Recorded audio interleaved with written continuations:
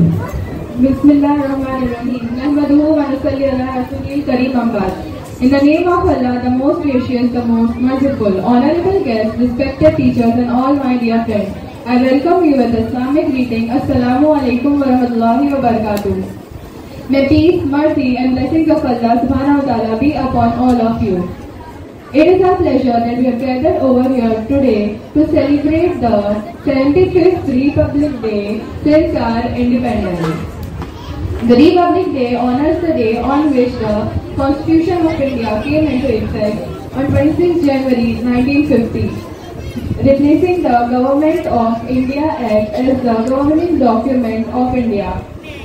The Constitution was adopted by the Indian Constitution Assembly on 26 November 1949 and came into effect on 26 January 1950 with a democratic government system. It is one of the 3 national holidays in India, the other 2 being Independence Day and Gandhi Jayanti. India achieved the independence from the British rule on 15th August 1947. Following the Indian independence movement noted largely for peaceful, non-violent and resistant acts led by Mahatma Gandhi. The independence came through the Indian Independence Act 1947 and the Act of Parliament of the United Kingdom, which partitioned into 2 new different domains. Independent domain of British Commonwealth. The country though didn't yet have a permanent constitution. Instead, its law were based on the modified Colonial Act of 1932 of India. On the 8th of August 1947, the drafting committee was appointed to draft a permanent constitution with Dr. Babasaheb Ambedkar as the chairman.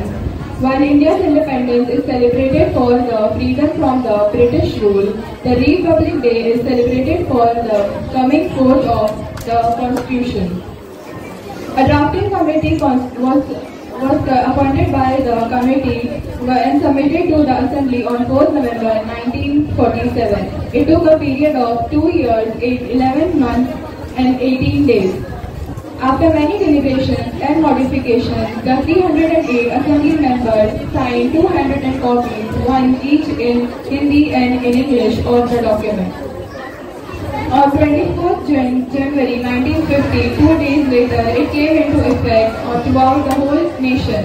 The main Republic Day celebration is held at the national capital of India, which is New Delhi, at the Rajpath, in the presence of the President of India.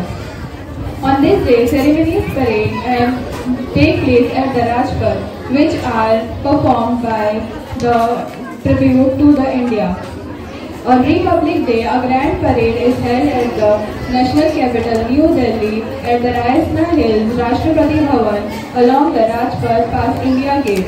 Prior to its commencement, the Prime Minister laid a floral wreath at the Amar Jawan Jyoti at the National War Memorial as a memorial to the fallen soldiers at the end of the Rajpath, which is performed by a 2-minute silence for the solemn reminder of the sacrifice of the martyrs who died for the country. The chief guest of the function is the President of India, who is arrived with the cavalry of the PVG unit. When the President arrives, he receives a national salute by the praying of Jana Gana Mana.